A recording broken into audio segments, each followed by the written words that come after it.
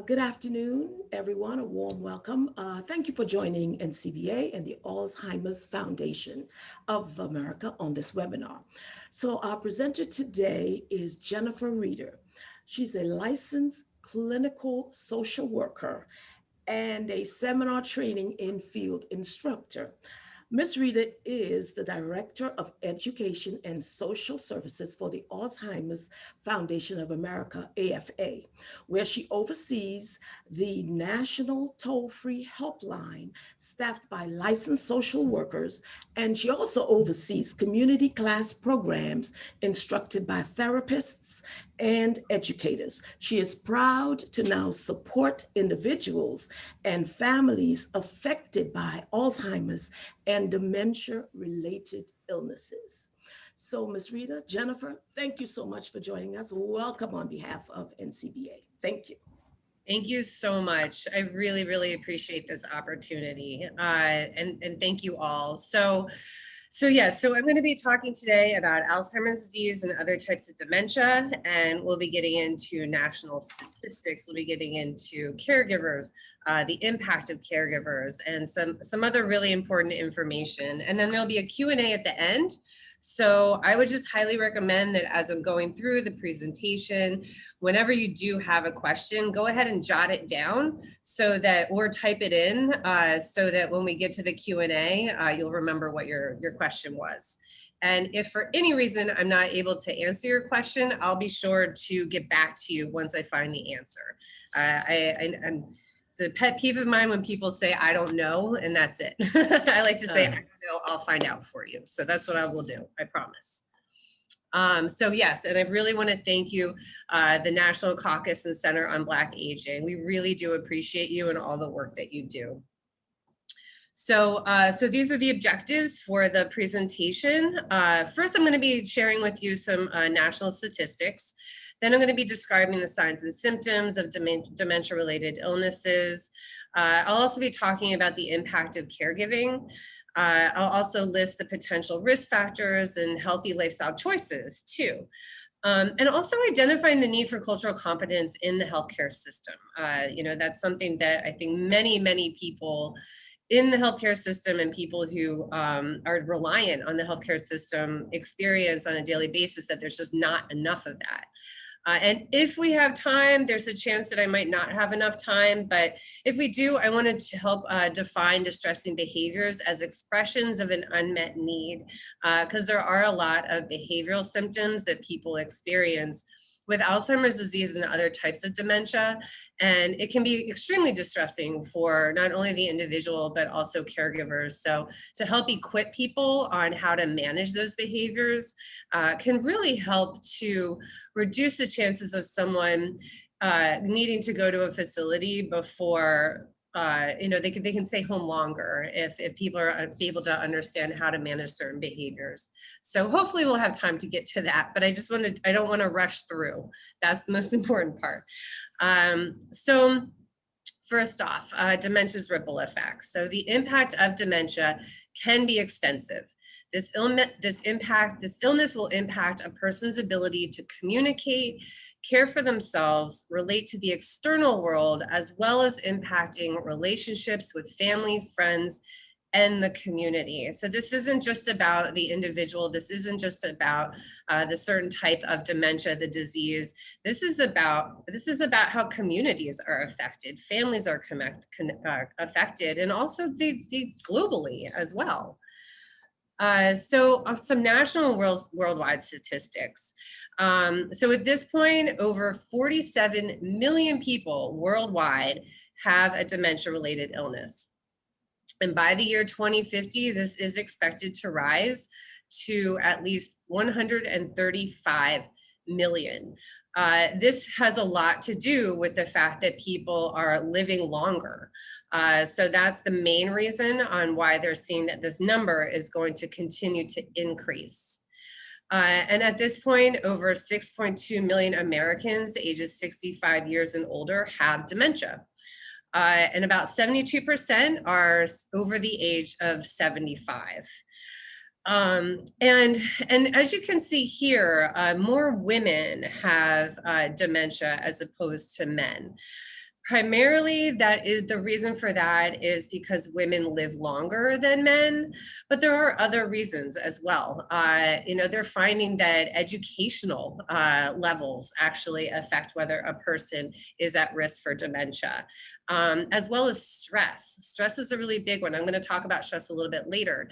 But what they're finding is that stress is, especially when people are experience chronic stress, especially due to traumatic events, which can lead to PTSD, and which is post-traumatic stress disorder. And what they find is that although men are more likely to experience a traumatic event, women are more likely to develop post-traumatic stress disorder. And unfortunately, that is because of what the traumatic event may be. Women are much more at risk and likely of experiencing sexual abuse, sexual assault, and so that in of itself is the person is at more risk of developing PTSD. So there are all these different reasons that you'll find that I'll be talking about as to what these risk factors are, things that you wouldn't even think about. But what this is all about is really understanding the connection between the body and the mind. We think about physical health, we also need to think about brain health. And what they're seeing is that in California and Florida have the highest numbers of dementia cases. Right now, California has about 690,000, and this is expected to increase to about 840,000 by the year 2025. And then Florida is 580,000, which is expected to rise to 720,000. And then Wyoming, although there's much less cases, which is 10,000, the increase rate is 30%. So, and this so much has to do with how many people ages 65 years and older live in that region. And then, I think something that's really, really important to point out is COVID-19. So COVID-19 seriously affected the amount of people who passed away from Alzheimer's disease. So what they're seeing is that 42,000 more deaths from Alzheimer's disease and other dementias occurred in 2020 compared to the average number of the prior 5 years. And there's obviously researchers are continuing to look at all of this information. And something else that I want to point out too is that unfortunately, overall deaths have increased from Alzheimer's disease. So from 2000 to 2019, the number of deaths from Alzheimer's as recorded on death certificates more than doubled. So that's increasing 145.2%. And what they are seeing is that the number one cause of death, which was heart disease, actually decreased by 7.3%. Now, a lot of this, the reason for all of this is because for so long, I think what was happening is that people were recording deaths as the complications that Alzheimer's disease causes. Because that's what happens a lot of the times is that people die from the complications, but now they're more so recording the deaths due to Alzheimer's disease. It's not just what the complications were, but the complications were due to Alzheimer's disease. So that's where we're seeing this increase in numbers as well, is how people record them on the certificates. So, and I want to give you a little bit more information about caregiving too. So more than 11.2 million Americans provide unpaid care for people with Alzheimer's disease and other dementia-related illnesses. So that's 83% of the help that's provided to older adults in the US comes from people who provide unpaid care. 82%, that's a lot. And as you can see here in 2020, caregivers of those with dementia provided 15.3 billion hours of unpaid care, which equates to $256.7 billion. Now, when we think about the global economic costs of dementia, that's $818 billion. So just in the United States, unpaid care is more than a quarter of what the global societal cost is. So people, this is where families are not only affected emotionally, but also financially, because that is so many hours that people are putting towards their loved one's care. And I just want to point out too that I'm saying that a lot of people I think are starting to gear towards using the term care partner instead of caregiver, which I fully support, in the fact that care partnering, I think people see as we're partnering with our loved one, we're partnering with the person, as opposed to taking over and making choices for the person. Because we always have to remember that a person with Alzheimer's disease, with a dementia-related illness, they are an accomplished adult, and they need to be continued to treated with dignity, with respect, as an accomplished adult. But in these terms, when I'm talking about caregiving and the impact, I'm really talking about attending to another person's health needs when I talk about caregiving.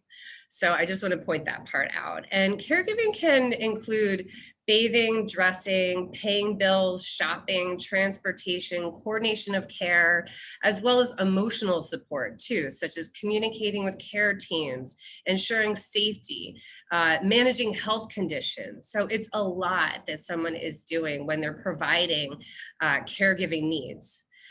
And you know, as you can see here, and I also want to point out too that when we think about how much a person is providing, when we think about the cost of, like, you know, unpaid care, $256 billion, annual payments that we'll say like the government provides, Medicare is about $26,000 a year. Medicaid is about $9,000 a year, and out of pocket is over $11,000. So even when we're thinking about insurance and we're only talking about healthcare and long-term care services, individuals and families are still paying much more than what Medicaid and Medicare is paying. And so I also wanted to point out too that, like, the three primary reasons that someone will become a caregiver is to keep their loved one at home, close proximity, and sometimes obligation as well. You know, people feel like they're obligated. It is part of their responsibility to care for their loved one. And 2/3 of dementia caregivers are women, and about 1/3 of those are daughters. And about 57% of caregivers will provide care for over 4 years, which is a very long time. And so then we're looking at the impact of caregiving. So what we see is that the personality and behavior changes of the person with Alzheimer's can be the most challenging for caregivers. And this is because, you know, I think people think of Alzheimer's disease as cognitive symptoms, you know, memory loss, thinking, learning skills, but there are also a lot of behavioral symptoms that people will experience. People will start to get very agitated, sometimes very aggressive. And this is how it can be very challenging, because someone is caring for their loved one and horribly seeing their loved one being slowly taken away by the disease, and sometimes feeling like their loved one is turning into another person. So as you can imagine, that is extremely stressful and heartbreaking. And then, although 45% of dementia caregivers feel what they're doing is rewarding, twice as many from non-dementia caregivers experience extreme emotional, financial, and physical challenges. And a lot of that is due to the personality and behavior changes. So as you can see, here's some other statistics that I wanted to provide for you. You know, 59% are high to very high emotional stress. And you know, as you can see here, during the late stages of Alzheimer's, 59% of caregivers feel they're on duty for 24 hours a day. And I just want to point out that, you know, it says 72% report a sense of relief after the passing of their loved one. You know, I think this has so much to do with anticipatory grief. And anticipatory grief is when basically you're anticipating the passing of someone. And Alzheimer's disease, someone can live with the disease for over 10 years. So, you know, you can imagine how stressful and heartbreaking that is, slowly seeing your loved one being taken away over the course of a decade. And so, this is where that sense of relief comes from, because caregivers, they feel a sense of relief for their loved one, seeing them in pain for so long, and then also a sense of relief for themselves as well, because caregiving is an incredible, incredible responsibility. But you'll see here in 2021, the Alzheimer's disease facts and figures, they have a lot of really great information. So I do recommend that you check it out. You can just Google 2021 Alzheimer's disease facts and figures. So what is dementia? So dementia is basically, it's a general term for any disease that causes a change in memory, thinking skills severe enough to impair a person's daily functioning. And so most types cause a gradual worsening of symptoms over the course of years due to a progressive damage of nerve cells in the brain that's caused by the underlying disease process that's called neurodegeneration. So these neurodegenerative diseases lead to abnormal protein buildups in the brain. Yet what we need to understand too is that these protein buildups that occur in the brain, they occur in different parts of the brain depending on the type of dementia. So for example, Alzheimer's disease, the first part of the brain that's typically affected is the hippocampus, which is responsible for learning skills and memory. That's why memory is typically the first presenting symptom of Alzheimer's disease, but that's not necessarily the case for other types of dementia. Frontotemporal dementia, the frontal and temporal lobes are what are typically affected first. And that is responsible for judgment and social behaviors. So people will always ask us, is it really important to know what type of dementia someone has? Can't we just know that they have dementia? Well, I think it is important to know what type of dementia somebody has, because if the testing and the doctor's visits aren't too stressful on the person. But if they're in the early stages, it can be really helpful and empowering to know what type of dementia someone has, so then they can be prepared, and the caregiver be prepared for what the symptoms are going to look like, what the progression is going to look like, and just like how the disease is going to affect the person overall. So, whatever type someone has, impact can be seen in the following areas, such as memory, judgment, motor skills, communication, and mood. When these areas are affected, all depends on the individual and the type of dementia. So, and then I just also want to point out too that memory loss can happen for other reasons. So just because someone is experiencing memory loss doesn't mean that they have Alzheimer's disease. There are something of normal age-related reasons why someone will experience memory loss, but it's just when it gets into somebody's daily functioning, that's when normal's sort of age-related memory loss can actually look like more of a problem.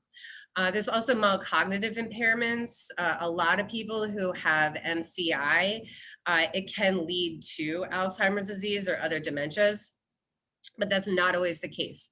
Some people who experience MCI, they can actually improve. So that's always not going to lead to Alzheimer's. Also health conditions too, such as B12 deficiencies, hypothyroidism, chronic alcohol and drug misuse, as well as brain tumors and delirium as well. So, and this is why it's so important to go to a doctor. I think a lot of people are extremely fearful of going to a doctor for fear of that diagnosis. But I think what's important to know is that it could be something else. And if it is something else that a doctor can help with, then it's worth going. And I'll get into too, like what some of the other benefits would be of an early diagnosis. But so basically, if someone is experiencing memory loss that is getting in the way of daily functioning, confusion around time or place, person, such as somebody's getting lost, familiar routines become a challenge, such as chores and work-related activities, or also executive functioning skills like money management and problem solving. That's when it would be time to also go to a doctor as well. So now I'm going to just share with you a little bit of information about some dementias. So there's frontotemporal dementia. So frontotemporal dementia, as I mentioned, it affects the frontal and temporal lobes. And clumps of abnormal proteins form inside nerve cells, causing them to die in the front or side portions of the brain. And there are different subtypes of frontotemporal dementia. So there's semantic variant primary progressive aphasia. That's increased trouble understanding the meaning of words, finding the words, or naming people and objects. There's also non-fluent variant primary progressive aphasia. That is another type of, that is another type of frontotemporal dementia. Now that one, that's really affecting troubles with pronouncing words, getting words out, and slurring of words too. And then there's also behavioral variant frontotemporal dementia. And that's where people start to have troubles with controlling their behaviors. People can start to act impulsively. They can become inappropriate with strangers. They can even do things like breaking the law, such as shoplifting, indecent exposure. Basically, people just aren't able to gauge what social behaviors are anymore, appropriate social behaviors are anymore. They just kind of, they just act on their behaviors without any type of filter. And unfortunately, a lot of people who have FTD, they don't recognize these differences in behaviors. So it can be very stressful for caregivers and family members. There's also vascular dementia. So that's often related to one large stroke or multiple smaller strokes. Vascular dementia can look a lot like Alzheimer's disease in a way, but the personality and emotional responsiveness remains intact, unlike Alzheimer's disease. And as you can see here, symptoms include memory, problem solving, concentrating, increased confusion and agitation, as well as walking. Now, when we talk about that, most dementia types will continue to progress. Vascular dementia is one of those examples where there may be some improvements because what the damage that somebody experienced was from the stroke. So, some people can show some improvement from the damage. And that's where we're seeing that there could be some improvements with vascular dementia due to the damage from the stroke, not necessarily the dementia type itself. Then we also have dementia with Lewy bodies. So Lewy bodies are tiny structures that develop inside brain cells, disrupting brain chemistry and leading to brain cell death. So dementia with Lewy bodies is frequently actually misdiagnosed in the beginnings because there can be movement issues like rigidity, resting tremors, slow restricted body movements that might look like Parkinson's disease or Parkinson's disease dementia. And it's actually the most misdiagnosed dementia type. And then there can be memory problems as well. So sometimes people will be diagnosed with Alzheimer's disease, but later to find out that it's DLB. And DLB can look a lot like Alzheimer's, but one of the differences is that the hallucinations that people experience with DLB are very, very vivid. People also experience hallucinations with Alzheimer's disease, but for DLB, that's a really signature sort of symptom, or the vividness. It doesn't just look like there's like a shadow going by, or somebody may have ran by the house, but people will see people and animals right in front of them. They're very, very vivid. So that's one of the signature symptoms for DLB. There's some other types of dementia too. So there's Parkinson's disease dementia that typically occurs 10 years after someone has been diagnosed with Parkinson's.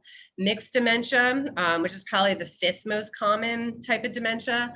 And the most common combination of that is Alzheimer's and vascular dementia. There's Huntington's disease, Creutzfeldt-Jakob disease, as well as normal pressure hydrocephalus. And there are other types of dementia as well.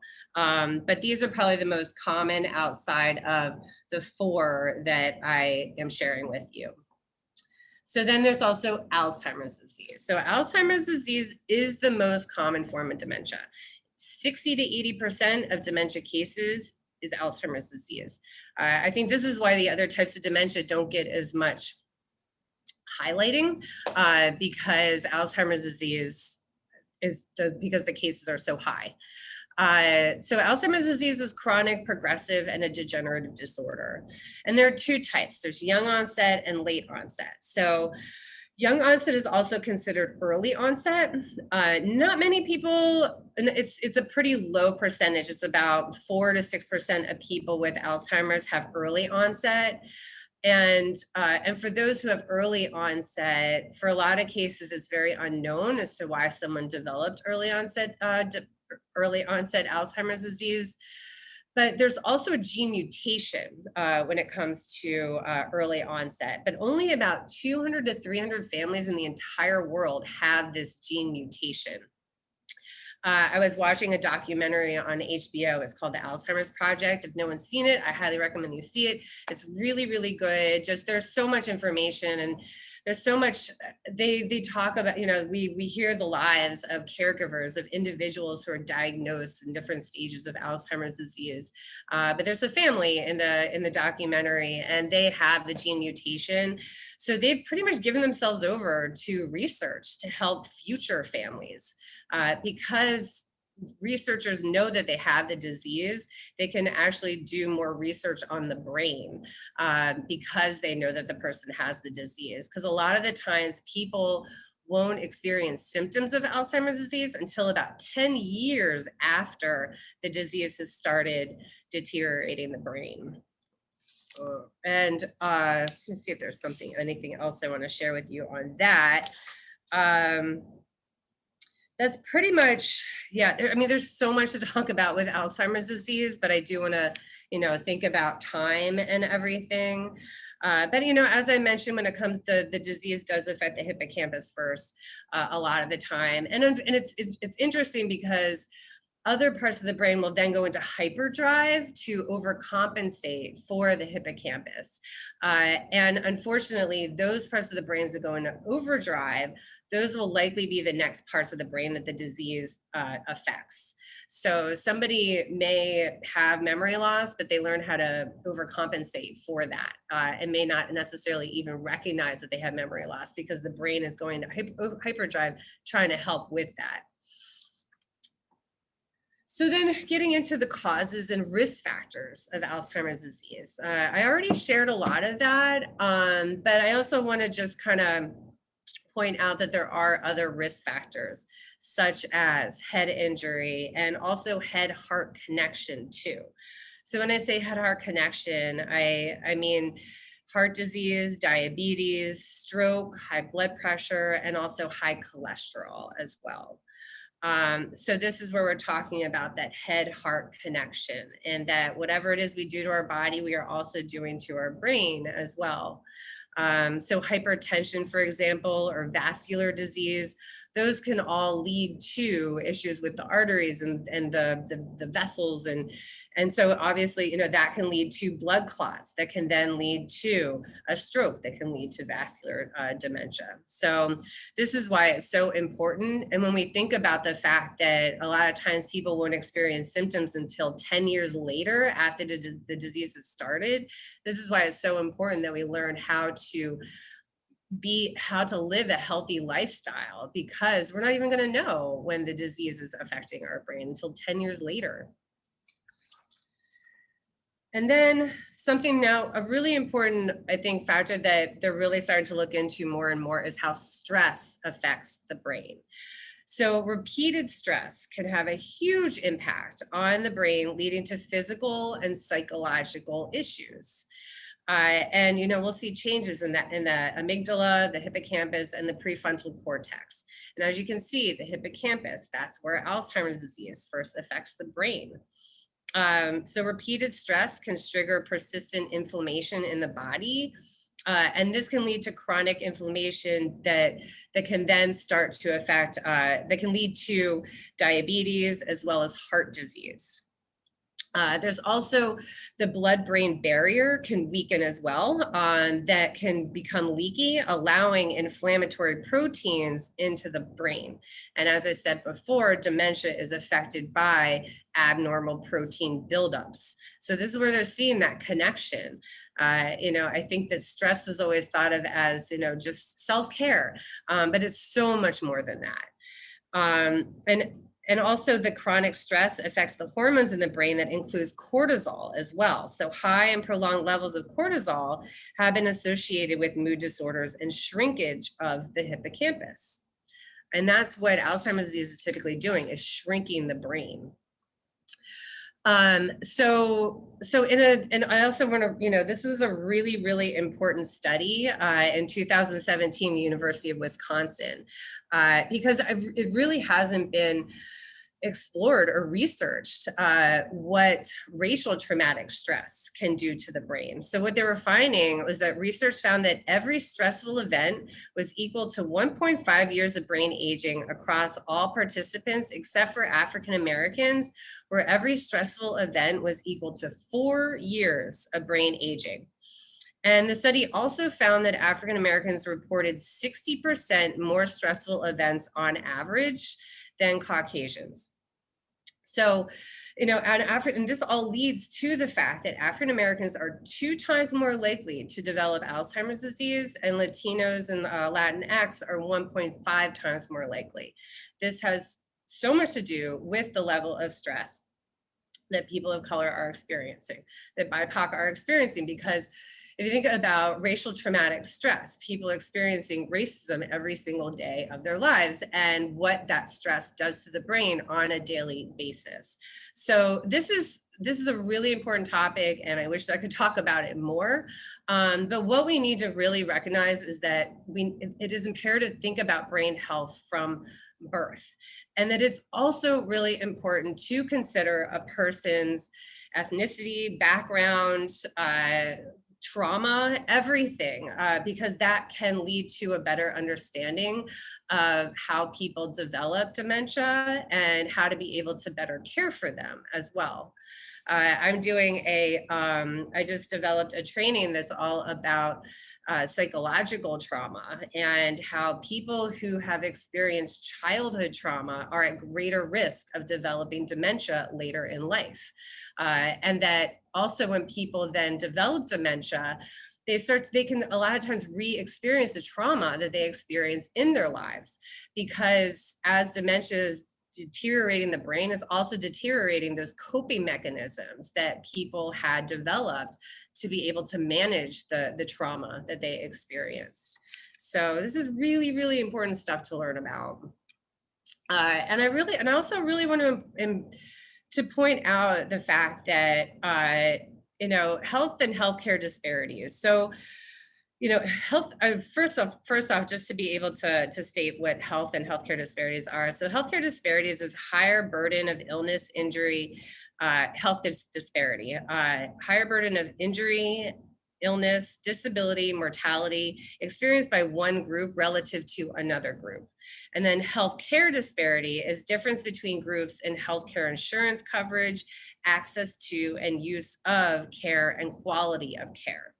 So it's estimated that 20% of Americans with Alzheimer's disease are Black Americans. So that leads to 2.7 million Black Americans have Alzheimer's disease.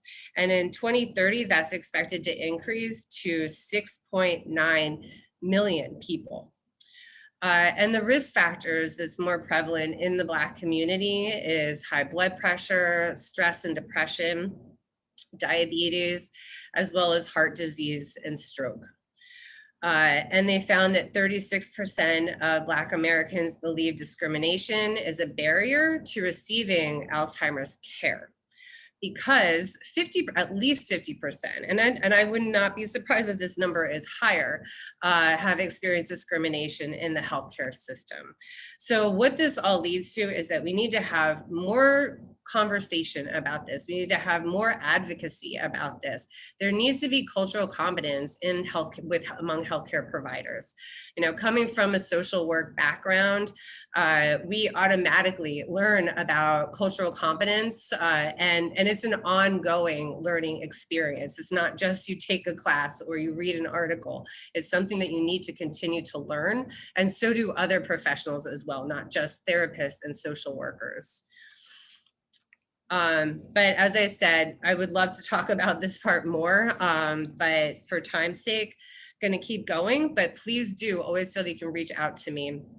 if you want to have more conversations about this.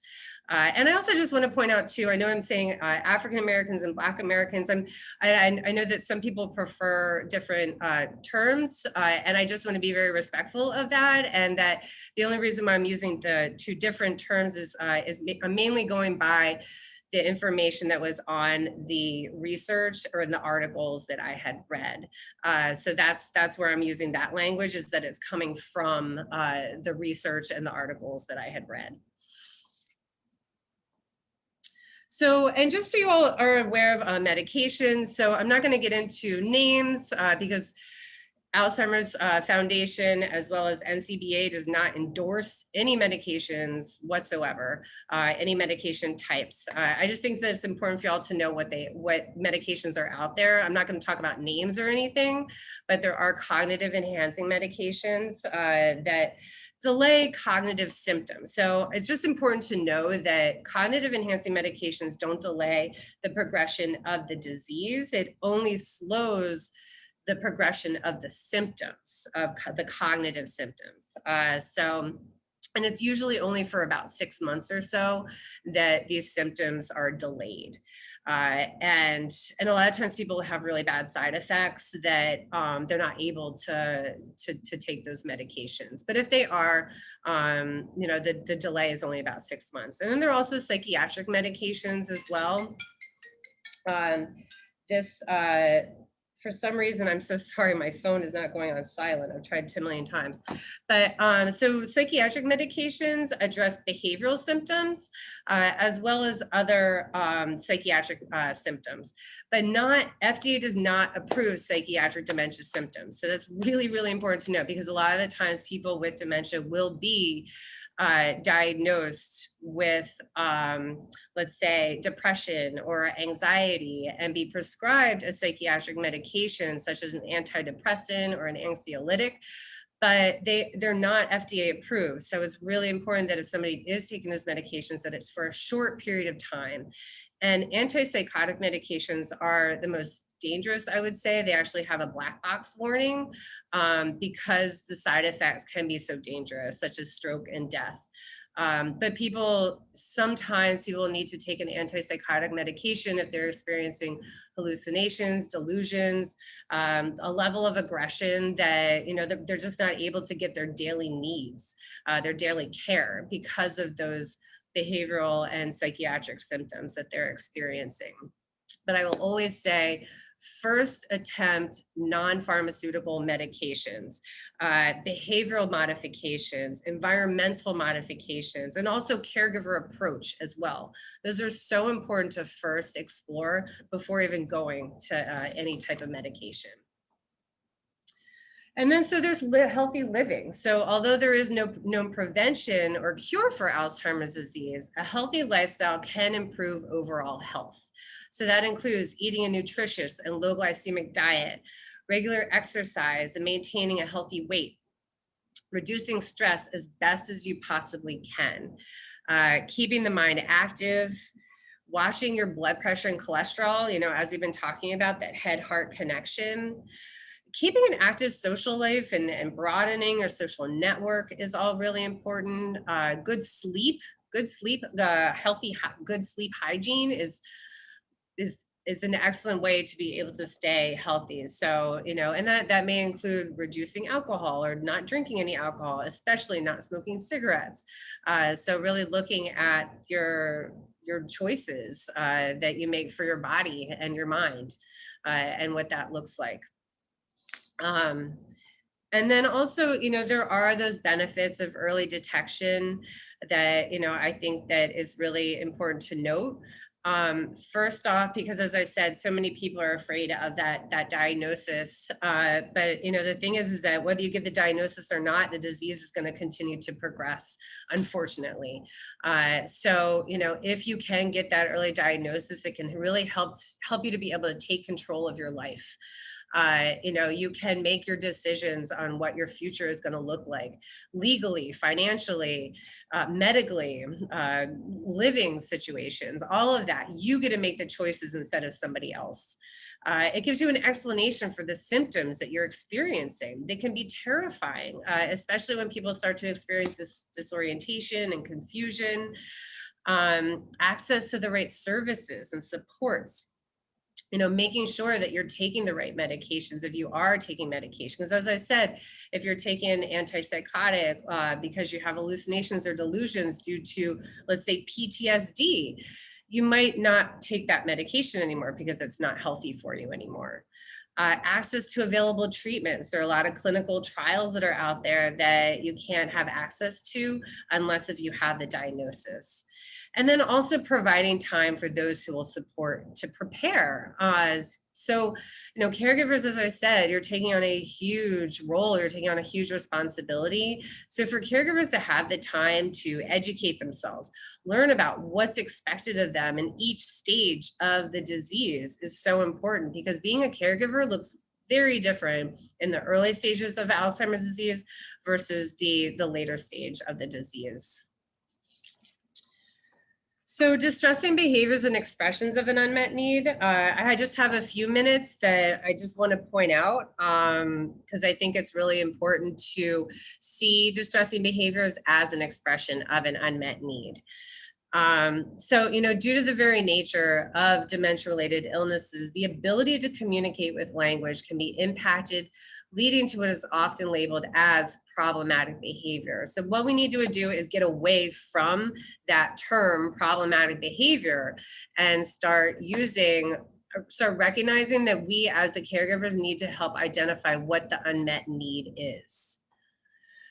So you always want to ask yourself these questions. What would you want from people who are around you or caring for you? What would you not want from them? What would you want them to know most about you? And what would be most important? So it's really important to think about those questions when you're caring for someone. And I just wanted to point out some important information about agitation and aggression. So due to the loss of cognitive functions, many people with dementia struggle to recognize their own unmet need.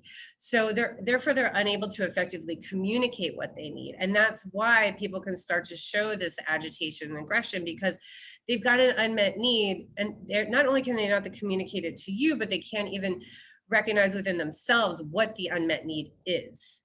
The American Journal of Geriatric Psychiatry in 2019 shared a study that they found that Alzheimer's disease has 5 times higher odds of aggression than those without the disease.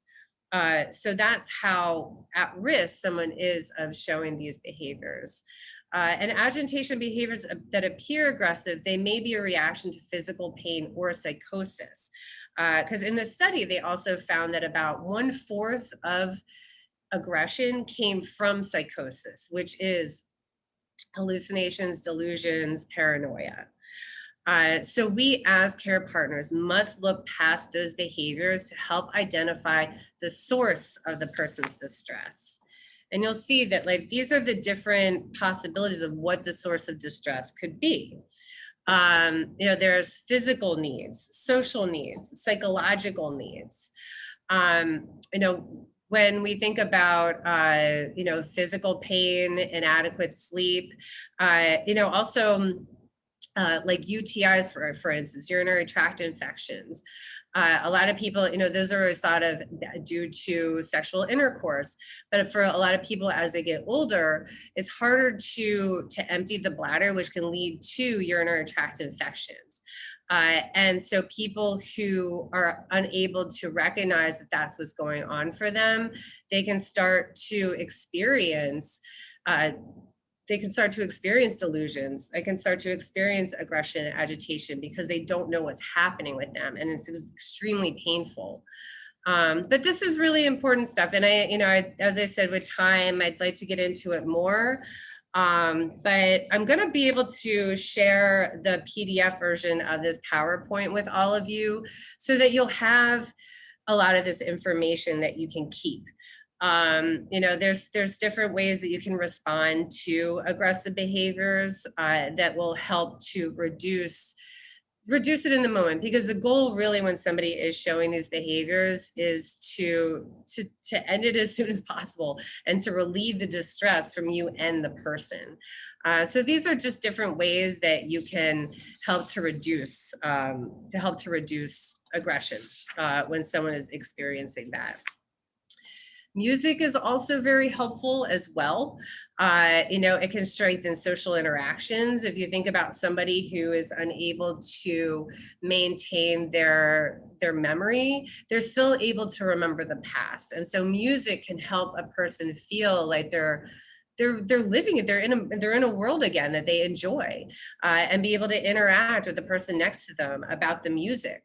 And it's been found to improve overall mood. There was actually a study, the Journal of Music Therapy in 2007 shared a study that showed that there's significant decrease in negative behaviors and increase in positive behaviors just from background music. But it needs to be the person's preferred choice. So not all of us love every type of music. So we need to be sure that when we're using aspects of music therapy, that we're always considering what the person wants. And these are just some things that you can do since dementia is a public health priority. You can promote a dementia-friendly society, stay educated. Staying educated is so important. Things change every day. Reduce the stigma of dementia. Invest in health and social systems to improve care and services. Increase research on dementia and advocate for affordable, high quality of care for everyone. And you'll see that there are additional resources on here that I thought would be helpful for all of you, so that when you get a copy of the PDF of the PowerPoint, you'll have all of these resources for you. But I think it's about time for me to go to Q&A. Is that right, Angela? Yes, Jennifer, yes. Okay. Excellent. Thank you. Excellent presentation. I know the time was compact in so much information. So one question, Jennifer. So you mentioned hypothyroidism. Did you say that may lead to dementia? No, so hypothyroidism can lead to symptoms that may look like Alzheimer's disease, such as memory loss. So if someone is experiencing hypothyroidism, they can experience memory loss, in addition to other symptoms as well, such as anxiety and depression even. People who have experiences of hypothyroidism may understand what I'm talking about. Like, they may be seeing a therapist and all of a sudden feel suicidal, and it more so has to do with the hypothyroidism than it does. So it's interesting how it affects the brain. Okay, all right.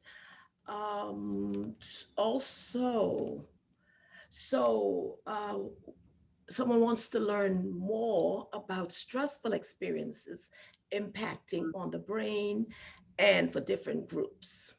And could you tell us, give us some source material, as well as wanting to speak with you? And I could send their email to you specifically. Yeah, absolutely, definitely. Yeah, and we, I know I had mentioned this to you. We actually have a training tonight that anyone's welcome to attend.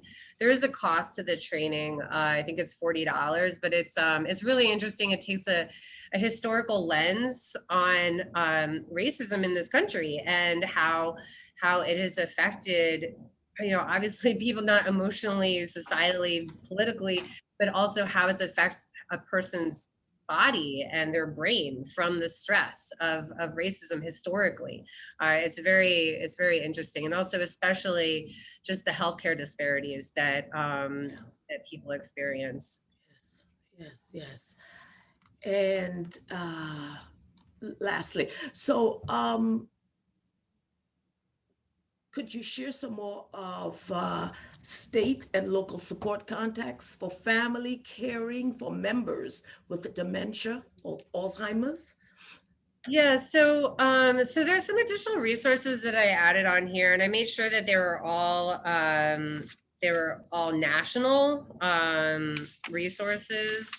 So you'll see on here, like there's the Office of Aging, which was basically will take you to the local area agency on aging.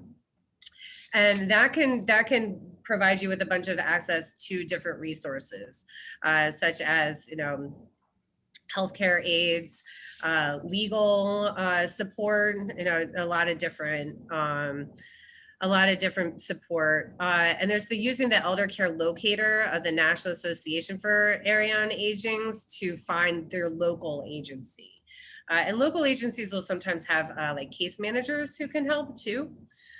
And then there's the Family Care Navigator. This is an extremely useful tool for locating state-run programs, but not limited to financial assistance, insurance waiver programs, free or low-cost legal services, respite services for caregivers. So yeah, and then some of these too, like I think it's Care Links or Care Family that can help caregivers looking for work as well. So there's a lot of good stuff out there. Great. Thanks, Jennifer. Are there any more questions? We'd love to have some more questions from you. If not, thank you, Jennifer, again and again. Thank you so kindly. Thank you, all attendees, for joining us. Some really good information. We appreciate that. And we really, really want to thank you. And this is very important, because we never know who in our family may have that or what the case may be. So yes, great information, great stats. Thank you, Jennifer. You're Thanks, welcome. everyone. Yeah, and then just so everybody knows, this home safety check is really great for people who let's say like they have a loved one that's either living alone or they're moving in. It's a really great home safety checklist. It shows you all the different things that you should be looking out for and how to keep the home safer for somebody. And this is also a really great resource for people to advocate for their loved ones if they live in a long-term care facility when they're going back, to be sure that everything is how it's supposed to be.